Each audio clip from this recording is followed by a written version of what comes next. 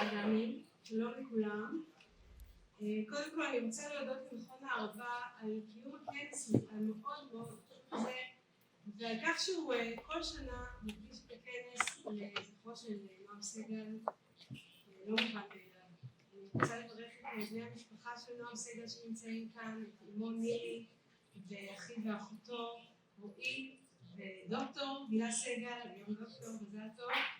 אני רוצה גם לברך את מנכ"ל מכון הערבה, דוקטור תאריק מוחמד, ואת מנכ"ל מצבים השותפים לכנס, דוקטור גיל מוסנו, ואת שגריר האיחוד האירופי מהתלמן על השתתפותו, וכמובן גם על השתתפות ממלאת מקום ראש הממשלה לשעבר והשרה לשעבר ציפי לבני, השתתפותו שתהיה של ראש הממשלה לשעבר אהוד אולמרט. אני חושבת שזה לא מובן מאליו ששניהם מגיעים לכנס כל כך משמעותי.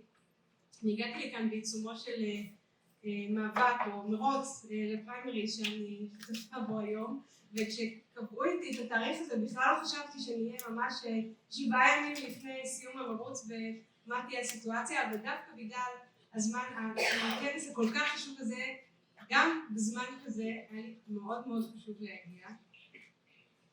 אני חושבת שהמועמדות שלי מייצגת את כל מה שנועם האמין בו ופעל עבורו. הגישה שחייבים לשנות באמצעות מדיניות, באמצעות להיכנס למוקדי קבלת ההחלטות, החיבור בין קיימות לנושאים הפוליטיים, למדיני, ביטחוני, לשלום.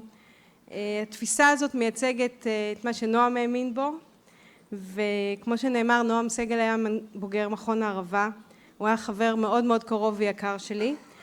נאבקנו עוד בסוף שנות ה-90 של המאה הקודמת, מי שזוכר, למען הסביבה, נגד כביש 6. נועם ואני הקמנו יחד עם דוקטור שחר דולב את ארגון הפורום הישראלי לאנרגיה, שפועל עד היום לקידום אנרגיה מתחדשת ופועל בשיתוף מכון הערבה. נועם הלך לעולמו לפני 7 שנים אחרי מאבק קצר וקשה במחלת הסרטן, הוא היה רק בן 44. וכשלפני 20 שנה נולדה ביתי השנייה והבן שלו קצת אחריה הבכור יותם, הוא בא עוד שהיינו בחופשת הלידה, ורד אשתו, אלמנתו ואני, תוך כדי החלפת חיתולים, והוא הציע שנקים ארגון בנושא אנרגיה, בנושא אקלים, מתוך הבנה של מקורות האנרגיה המדלדלים בעולם, של האתגר העצום של האנרגיה המתחדשת, של משבר האקלים, של הקשר בין כל הדברים. אני חושבת שלנועם הייתה ראייה ארוכת טווח מדהימה, נדירה אפילו, ויכולת לנתח את המצב ולראות פתרונות ולהתוות את הדרך איך להגיע לשם. הוא גם מבין בגיל מאוד צעיר, והרבה לפני שהייתה נהירה, אם אפשר לומר, של צעירים לפוליטיקה, את החשיבות של עבודה עם הגורמים הפוליטיים, עם הכנסת, עם הממשלה, והוא עבד לצד פוליטיקאים ואנשי ממשלה, וזה היה חלק בלתי נפרד מהעשייה שלו, לצד מחקר והעמקה בתחומים שהוא באמת נחשב מוביל דרך בהם, נושאים שלא נחשבו אז כל כך חשובים כמו נפט, גז ואנרגיה מתחדשת. עכשיו כשאני נכנסתי לפוליטיקה ונכנסתי לכנסת, בזכותה של ציפי לבני שיושבת כאן היום, אז גם נועם המשיך את ניהול הפורום והביא אותו לבאמת מחוזות חדשים, וגם שיתף איתי פעולה מתוך הכנסת בקידום הנושאים החשובים של אנרגיה מתחדשת ואקלים.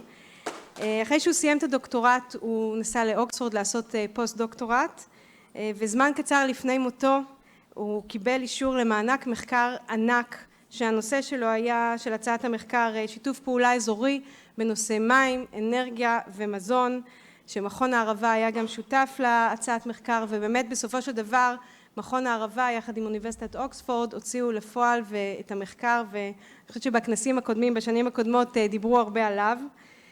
תשמעו, השנים האחרונות בישראל היו באמת מהקשות שידענו, מ-7 באוקטובר, ההפיכה המשטרית שלפניו, המלחמה הבלתי נגמרת, המלחמה בבית.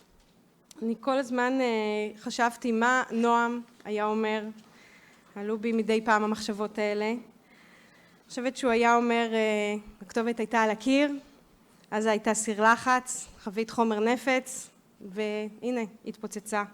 הימין הקיצוני שמתחזק, יחד עם התחזקות הקיצונים בצד השני, הפתרון מתחיל בשינוי מנהיגות. אז אני מאמינה שזה ברור שחייבים לשקם את עזה, ועל זה הכנס הכל כך חשוב ומכובד הזה. בלי שיקום עזה לא תהיה גם לנו פה תקומה.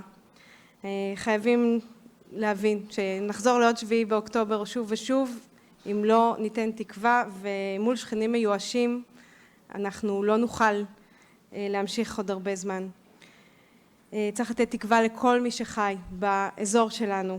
האתגרים שעומדים בפני האנושות הם אדירים, משבר האקלים, ההיעלמות של הטבע שמחזיק את החיים שלנו כאן, ואנחנו צריכים להתמודד סביבם ביחד עם כל מי שחי באזור, להבטיח את הקיום של כולנו באזור.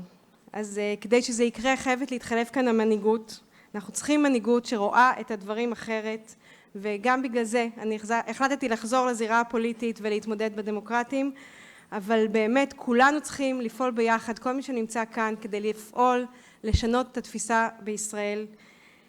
נועם ראה לנגד עיניו מהיום הראשון את הקשר בין ניהול המשאבים הכי בסיסיים ובין קיימות לביטחון ושלום, לשוויון ולצדק.